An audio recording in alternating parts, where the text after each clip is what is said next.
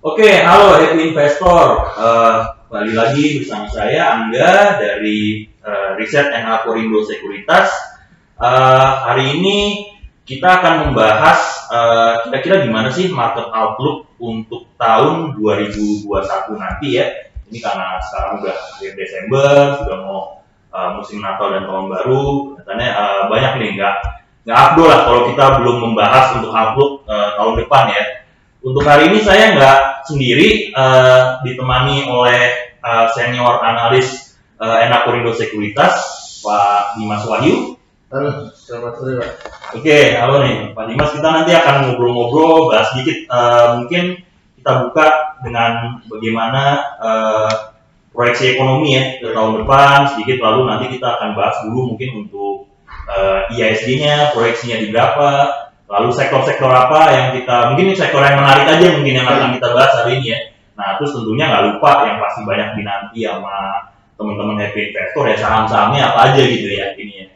Oke, mungkin nggak lama-lama, saya buka dulu ya ininya ya, dari proyeksi ekonomi untuk tahun depan. Kita mulai mungkin dari pertumbuhan ekonomi ya. Ini tahun depan sih pemerintah mencanangkan akan kembali ke dalam ini ya, dalam era APBN itu dicanangkan 4,5 sampai 5,5%, which is itu adalah kembali kurang lebih ke rata-rata pertumbuhan jangka panjang Indonesia. Ini ada beberapa juga kalau kita boleh ambil laporan dari lembaga-lembaga institusi ya. IMF menargetkan 6,1%, World Bank antara 3 sampai 4%, Asian Development Bank 5,3%. Jadi sebenarnya berkisar 5% lah diharapkan. Ini tentu suatu hal yang akan kita sama-sama berharap dapat tercapai ya. Indonesia bisa kembali rebound ekonominya setelah tahun ini terkontraksi selama 2 kuartal berturut-turut.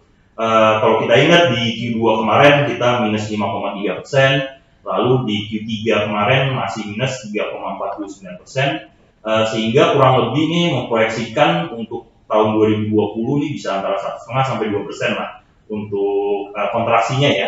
Kita harapkan tahun depan sudah lebih cerah dan sudah bisa kembali ke level kurang lebih 5%. Oke, berikutnya kita bahas sedikit dari sisi inflasi ya. Tahun ini cukup rendah, tingkat inflasi sangat cukup persisten gitu untuk rendah. Bahkan di Q3 kemarin selama 3 bulan berturut-turut, kalau diingat kita mengalami apa yang namanya deflasi gitu. Jadi kembali dari inflasi malah cenderungannya turun gitu harga-harga ini ya. Sebenarnya yang menarik dari 2020 ini, kalau kita ingat, biasanya di Indonesia itu karakteristiknya adalah inflasi itu kan akan memuncak pada saat periode Ramadan ya, puasa Lebaran ya. Tapi ini yang menarik karena kemarin berkaitan dengan pas-pasan dengan PSBB gitu ya, PSBB total lagi. Bahkan waktu itu kita kalau diingat, teman-teman mungkin juga di rumah masih ingat bahwa kita pertama kali ya kita di awal pandemi itu kita diberlakukan PSBB total ya. Imbasnya adalah inflasi ya, jadi tidak memuncak gitu ya di sekitar Ramadan kemarin ya. Lalu untuk tahun depan dari Bank Indonesia sendiri sih masih mencanangkan target yang sama ya, 3% plus minus 1%, atau artinya adalah 2 sampai 4%. Dari Enaporindo sendiri kita punya proyeksi di sedikit di bawah 3% lah, sekitar 2,7% gitu tingkat inflasi. Oke, berikutnya untuk exchange rate ya, atau ini kita pakai tolak ukur yang umum aja, USD IDR. Mungkin saya mau ke Pak Dimas nih, bisa dikasih view sedikit nggak sih untuk sekarang kan mungkin di sekitar 14.000 ya ininya ya. Untuk tahun depan itu proyeksinya nilai tukar USD IDR tuh di berapa gitu? Oke, untuk USD IDR untuk depan sih memang agak ada potensi kita di bawah 13.900, arahnya memang saat 13.500. Untuk saat ini memang posisinya lagi flat antara 14.000 sampai 14.150. Jadi itu nggak perlu dikhawatirkan. Kenapa? Karena stimulus yang terjadi di Amerika dan juga di Eropa pasti juga akan berimbas ke sektor inflow yang terjadi di market kita nantinya ya, baik di bonds dan juga di equity, pasti juga akan mendorong penguatan rupiah lebih lanjut. Dan kalau kita lihat dari bond sendiri, kita sudah mulai menguat ya, untuk di bonds tenor 5 tahun itu sekitar 5% tuh 10 years sekitar 6,1. Jadi memang sudah dikasih mulai menguat lagi kembali untuk di bawah. Jadi memang kedepannya terjadi akan sering penguatan rupiah yang lebih lanjut, paling tidak terdekat ada di 13.900. Oke, kita sambil berharap ada juga capital inflow ya tadi ya yang masuk, terutama juga kemarin ada yang cukup ramai itu kan omnibus law undang-undang cipta kerja ya, itu diharapkan kan membawa investasi, terus ada yang lagi ramai juga sovereign wealth fund ya, Pak Dimas, SWF itu yang udah banyak juga ya kabar terakhir yang negara-negara yang berkomitmen gitu untuk berinvestasi di Indonesia. Terakhir Jepang 5 BU. Wah, luar biasa masuk dari Indonesia. Itu diharapkan juga berarti rupiah akan makin menguat ya dengan sendirinya ya. Oke, nextnya mungkin kita lihat dari sisi interest rate ya atau suku bunga Bank Indonesia. Di tahun 2020 ini 5 kali ya diturunkan. Sekarang kita ada di level 3,75%. Oke, saya balik lagi nih, mungkin nanya ke Pak Dimas. Sekarang kita di 3,75.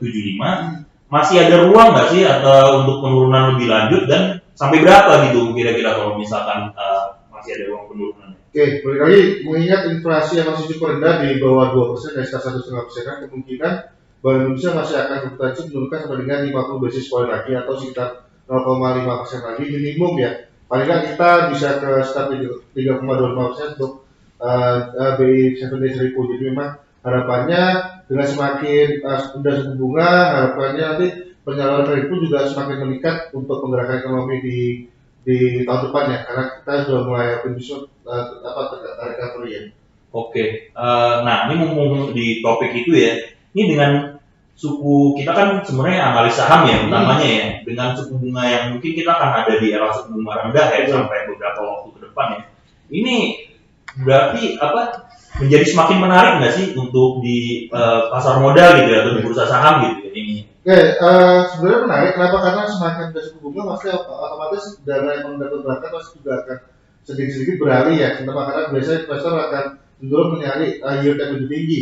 Sasarannya bisa di obligasi ataupun di equity. Kalau kita lihat equity memang sudah recovery walaupun belum sepenuhnya, tapi kita harapannya untuk tahun depan kita seiring dengan recovery perekonomian Indonesia dan juga global, harusnya kita mampu paling nggak rebound bullish. Target mudah untuk indeks sendiri paling nggak di sekitar 5.800-an. Target optimisme bisa di atas 7.000 dan harapannya pasti nanti akan ada shifting dana dari mungkin dari saving ke bonds atau di equity, karena imbasnya cukup menarik sih, lebih menarik di equity. Iya, tentu investor pasti pengen mencari yang lebih menarik ya di mana-mana imbal hasil ya. Oke. Itu mungkin untuk highlight untuk ekonomi, makroekonomi mungkin sampai di situ ya. Ini nextnya mungkin Pak Dimas dan saya kita akan mulai bahas ke equity market nih atau pasar modalnya nih Pak Dimas ya. Mungkin kita bahas kita review sedikit untuk IHSG 2020 ini ya. Oke, ini yang data yang kita pakai, mungkin kita disclaimer dulu dari depan ya. Kita cut off sampai bulan November kemarin, November 2020, dan tentu kita ingat sepanjang Desember ini masih cukup luar biasa ya bullishnya ya Pak ya ini ya. Tapi ini kalau mengacu data sampai dengan November sendiri, ini sih IHSG secara sektoral ya masih yang mengalami penguatan paling besar itu di sektor mining gitu. Nanti mungkin kita akan bahas sedikit ya secara sektoral ya.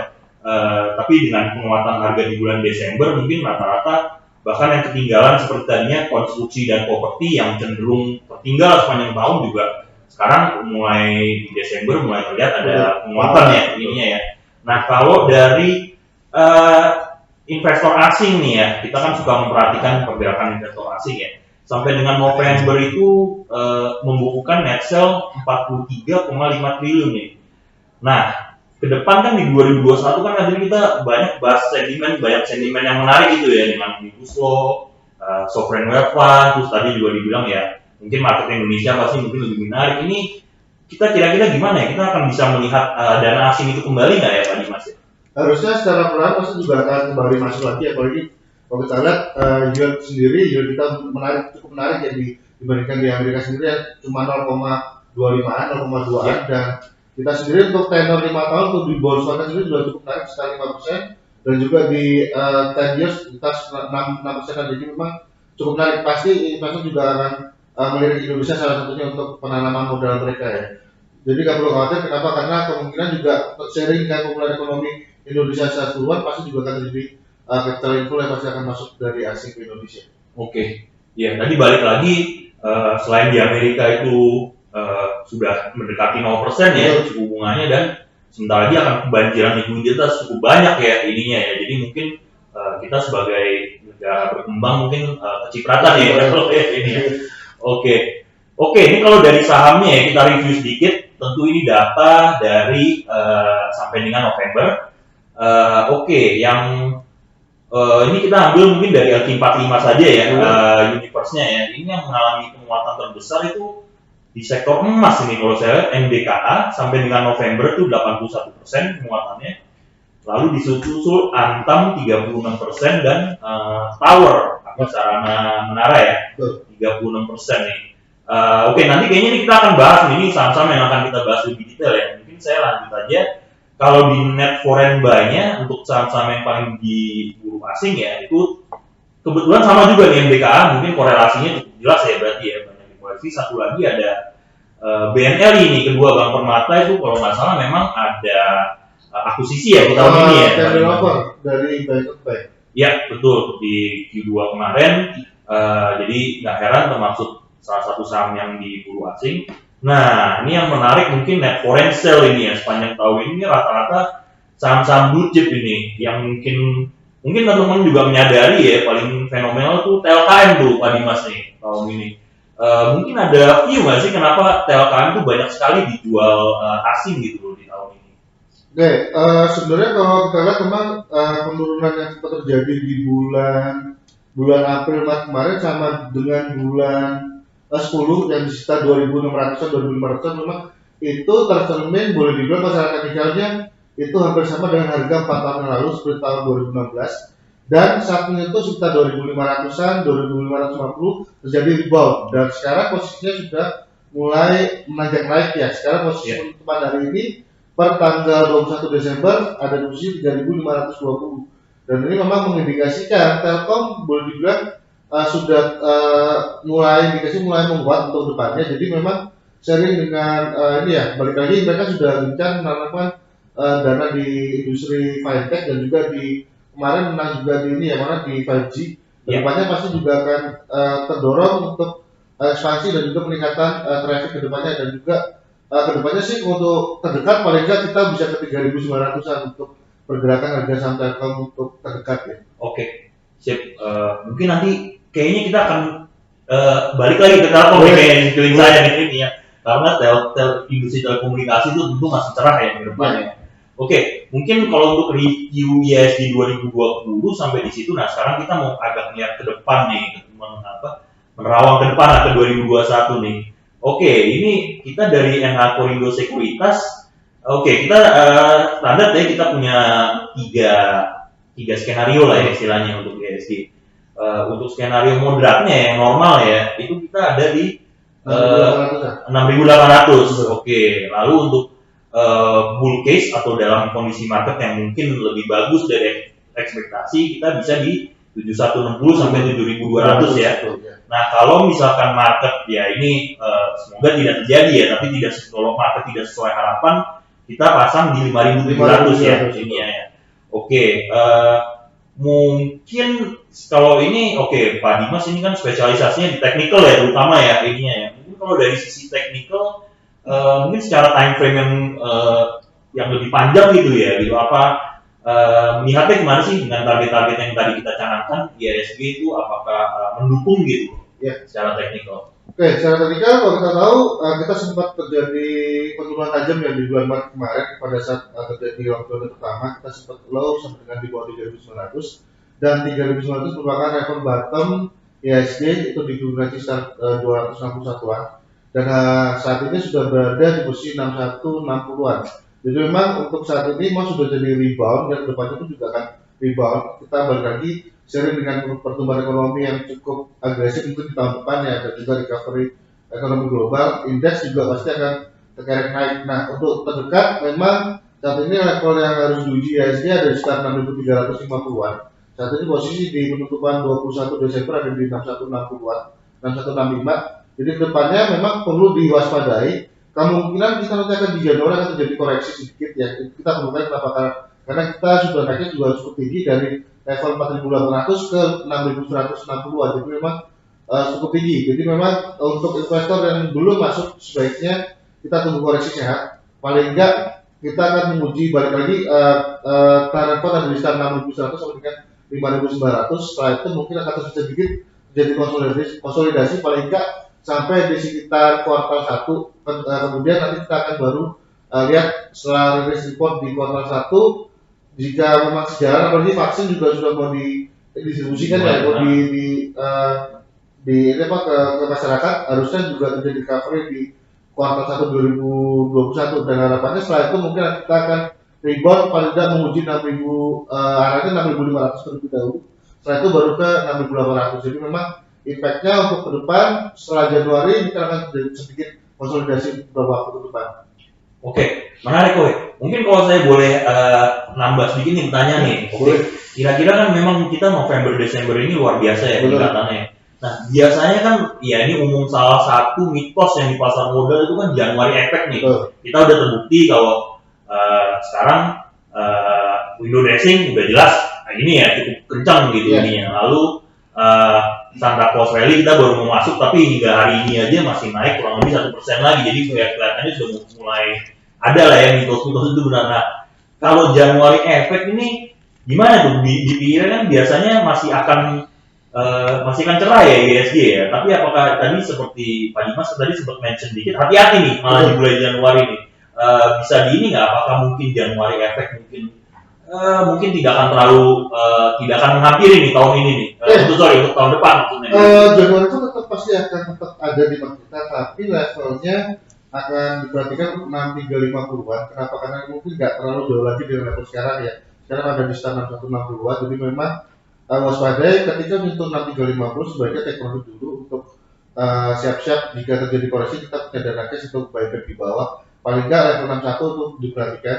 Atau di sekitar 5.900. Harapannya di 61 ya, karena level 61 merupakan level terkuat yang ditahan dalam beberapa waktu ini. Dan harapannya setelah itu mungkin akan sedikit konsolidasi 61 sampai dengan 63 untuk beberapa waktu depan sambil nanti kita rilis report di paling nggak di kuartal 1. Karena kan biasanya full year tuh keluar di Januari Februari, kuartal 1 nanti di Maret April ya biasanya. Jadi memang nggak terlalu jauh. Nah kita biasanya cenderung investor akan mengoreksi dulu di antara bulan Maret sampai dengan April. Setelah itu kemudian baru akan jadi kenaikan lagi setelah kuartal 1 seperti itu. Oke, tadi itu strategi dari mungkin sisi teknikalnya yang mungkin saya rekap sedikit lagi ya. Mungkin titik krusialnya harus diperhatikan di 61 ya sekarang ya berarti. Untuk bottomnya di 6.100, untuk level tertingginya perhatikan di 6.350 karena hari ini kita berhasil close di atas 6160, jadi memang indikasinya masih akan menguat ke 6.350 paling nggak sampai dengan Januari. Setelah itu perhatikan lagi sebaiknya take profit sebagian yang sudah untung kita siap-siap share di bawah lagi jika terjadi koreksi, harusnya terjadi koreksi ya. Oke, sip, itu mungkin strategi atau view dari sisi teknikalnya ya. Sekarang kita bicara sedikit soal sentimen nih untuk 2021 ya. Ini sih mungkin ya sentimen itu pasti terbagi, ada yang dari domestik, ada yang dari global ya. Mungkin kita ambil mungkin yang sentimen yang paling kuat aja ya kita rasa paling akan berpengaruh ya. Mungkin nggak jauh-jauh dari mengenai vaksin ya dan kasus COVID-19 mungkin ininya. Kita kan sampai dengan Desember kemarin ada berita perkembangan cukup baik lah ya. Ada yang vaksinnya batch pertama sudah sampai gitu. Lalu juga pemerintah juga kabarnya kan sudah tercapai kesepakatan ya untuk pembelian vaksin gitu ya dari beberapa produsen di luar negeri. Nah ini kan tapi kita masih akan dimulai ya. Kalau di negara-negara lain sih beberapa negara sudah dimulai ya. Di Inggris, di Amerika ini ya. Nah yang saya pengen ini namanya sentimen ya kita dan market kita ini kan terbukti setiap ada berita tentang vaksin itu kan sensitif sekali gitu ya Pak Dimas ya. Nah sekarang kan sebenarnya sudah beberapa sudah lewat uji klinis. Jadi mungkin ke depan adalah yang kita lihat adalah distribusinya nih perkaranya gitu ya. Mungkin seberapa sih tantangannya gitu untuk mendistribusikan vaksin ke sekian banyak masyarakat Indonesia gitu dan mungkin gimana sih investor akan mencermati itu gitu loh ini. Oke, sebenarnya kan kita sudah mendatangkan tahap 1 sekitar 50 juta pieces ya untuk vaksin sendiri, dan juga kedepannya mungkin akan digratiskan oleh pemerintah, dan juga mungkin ada tahap-tahap berikutnya. Nah, ini memang karena kita lihat demografi kita yang cukup besar, jadi kemungkinan akan sangat bertahap ya, karena mungkin boleh dibilang di kota-kota besar terlebih dahulu yang sentra ekonomi mungkin seperti Jakarta, Surabaya, dan kota-kota besar lainnya. Yang Kenapa? Karena merah juga ya statusnya. betul, Ya. dan juga yang seperti Jawa Tengah itu yang memang banyak ini, dan itu pasti akan didahulukan ya. Apalagi kalau kita lihat pekerja formal pasti akan didahulukan. Kenapa? Karena balik lagi mereka yang akan meneruskan produktivitas untuk kegiatan ekonomi agar berkelanjutan, dan kita sudah mulai boleh nggak recovery lebih baik lagi lah untuk tahun depan, dan itu pasti juga membutuhkan waktu, dan juga ya pasti akan sangat bertahan dalam bisa langsung.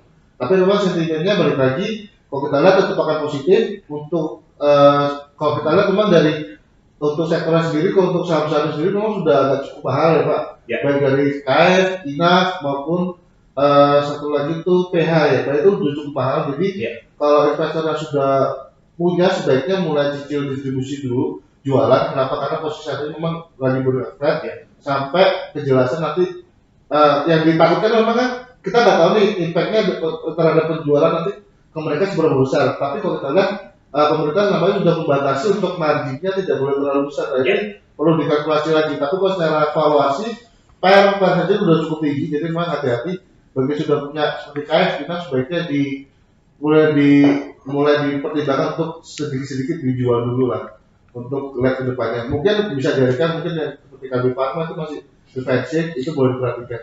Oke, tadi thank you banget.